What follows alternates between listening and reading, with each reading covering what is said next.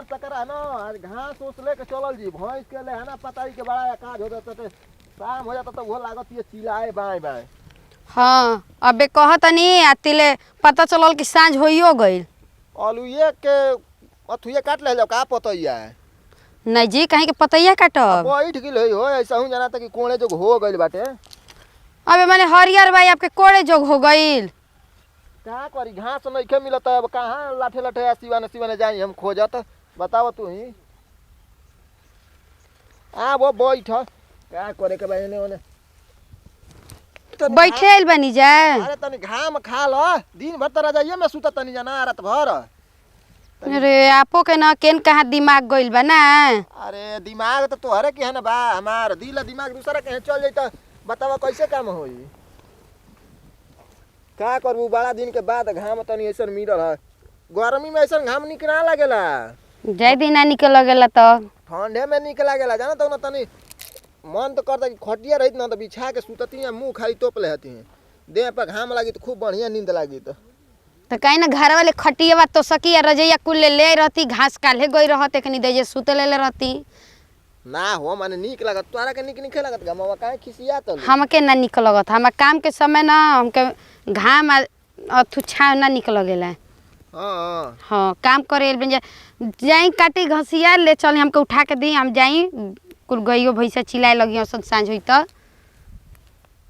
अरे के हजी चल भाई मुरा या का बाहर देले बले रे हां ई का करे बगनिया में डाले पीछा लुकवा के का हो काट लेत हो बोला हाय मुरा या का बाहर देले अबे बचने रहल ह ई तुहार ना हो हां तोहार ह नदी वो परतली होतनी कहां भिंजल है ने ना पैंट भिंजल बा खोल रही ना पजामा जमा तनी खोल तो पैंट देखी तोर कच्चा भिंजल बा बात मार जका हेगे मलची उतार के होतनी लंगटे गइल हवा पार मारे सौ चपल वाला बे साटो कच्ची जिनी खची न त ई तुहारे हो कहां ले कबर ले ह हो हरियर ल पूछले है जे बैठे बन मर्द मेहरान दुनु मालिक कमल का ही ना कहली पूछले है नार ल जना तब गोई रही इधर रहता जाता त ना रहेला कोई त कोई के घर में चोरी कर लेम चोर घर ह कि सिवान ह तो वे आप अरे सिवाने बता का से हमार सामान बाप कैसे कोई से पूछले हई आ पूछले हई रहबू तबे ना पूछम ना रहबू त कैसे पूछम त ना रहल जी त कुल उजाड़ के अलुआ कुल ले जाई। बाक महाराज कहे कि आलू जल ले बने कि दुगो मुरई ले ले त दे। का चिल्ला तो रुक ल ना अपन मुरई ल अरे ले ल डाल ल हम देव की ना दवाई डालल ह मर जीवे हाल ही के मरले है दवाई अभी भीतरो डाले है दवाई सही में हां क दिन होता को दिन होता हां कल संझिया का डराइल तब खत्म हो जाला 24 घंटे में जो खत्म हो जीवे कहीं के कहत है जी चोखा में डाले खातिर लेते हम पते दे सब्जी डाल लगी सब्जी बनाई एक आध बार के बार ली आज के बाद ऐसन काम मत करिए ना तो लाइन लगाई करंट सरा उ टेहा हो जीव ना हो लाइन ना लगा जा तू ओइ में टेहा हो जब फंस के आई वाला केहा के ना तो हो जीव टेहा टेहा जान जी ह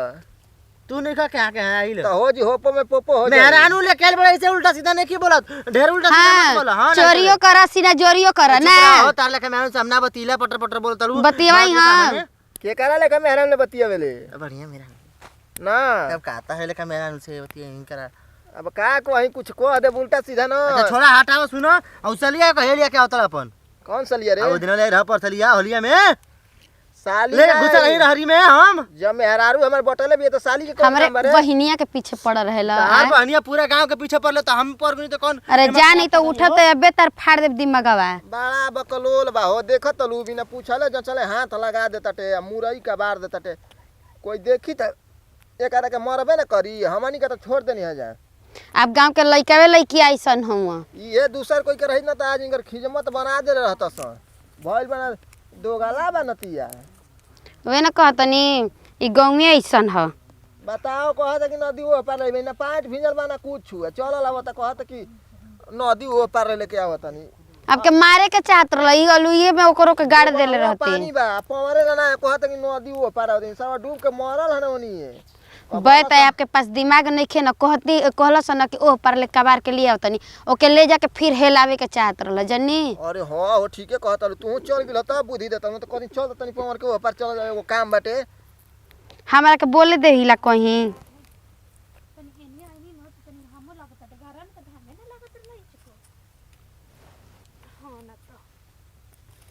का ताकत जी कुछ हो ना हो ताकत ना रही देखत रहे होने बकरी कुल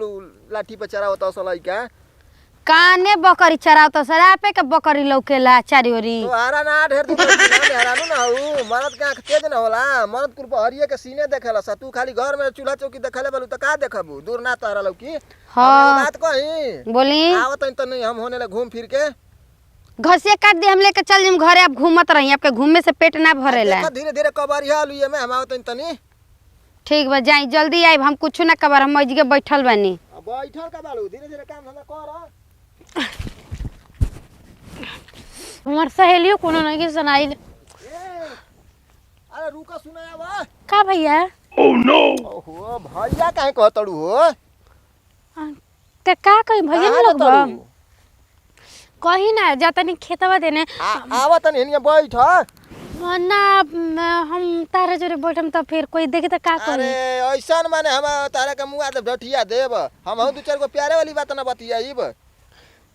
का बात बटू आ बोला। बैठ के बतिया खड़ा खड़ी बतियेबू कोई देख तक नहीं तब कह सके देखा का कतस आओ एने आड़ा बैठ बाप रे बाप कहाँ जात लो इतना बंठन के हो जातनी नु खेतवा देने ओनिए नु हाई माई गोइल भी जा तो हम चल ओनिए ओनिए। आ एगो बात पूछी का बियाह शादी के दिन उन्ने ना धराइल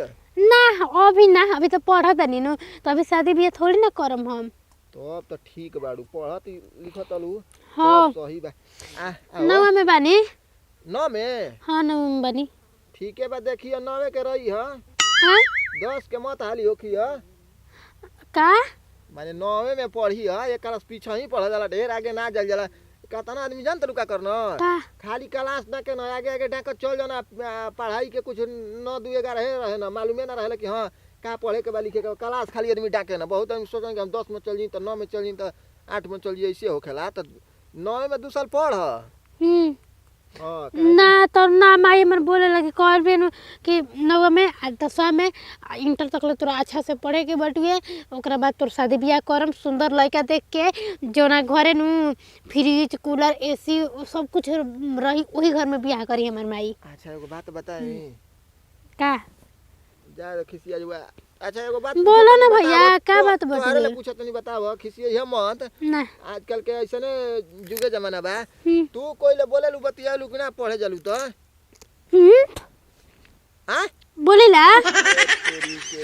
अपना सहेली से। अच्छा सहेली ले हाँ अपना सर जी से मैडम जी से सब कोई से बोलीला। हाँ स्वाद जी ले ज्यादा ना लगनी आजकल के मास्टर लोग ठीक नहीं खन जा सची निमन हमन। नीमन हवा हाँ अरे नीमन ना नीमने आदमी आजकल खराब बन ऐसे काहे बोलत हो तब तो तू खराबे न बड़ा है। देखो सर जी के मैडम जी के बारे में न तो बोला ठीक है। हाँ एगो बात कहतनी खिसिया मत का देबू ना हाँ? का भैया मोबाइल नंबर बतियावे के मन करता तारा ले हो यही से तारा पीछे पड़ बनी ढेर दिन से हम जात नंबर मत देखा मत खिसिया ऐसे हम देखा तू नु ये मोबाइल नंबर काहे मांगता बा है कॉल भी हमर माइनु के जे मोबाइल नंबर मांगे न ओकर के नु तबला खींच के मारी है। मार ल चाहे गरिया ल देखा हम बहुत दिन से तारा पीछे पड़ल बानी समझ जा ना देखो तो हमारे से मोबाइल में नंबर मांगबन हुआ तो ठीक ना होगी। देखा प्यार में इतना ताकत होकेला ना हाँ कि इंसान बिगड़ भी सकेला ना तो इंसान बन भी सकेला तब तू दोनों में तू सोच ल का करे पर लागल बाड़ू बिगाड़े पर हमके लागल बाड़ू कि माने बनावे पर लागल बाड़ू तू अगर प्यार देबू तो बन जीबा अगर ना देबू तो बिगड़ियो जाई जान जा तू अभी पढ़ाई करेला। हाँ अब हमार पढ़ी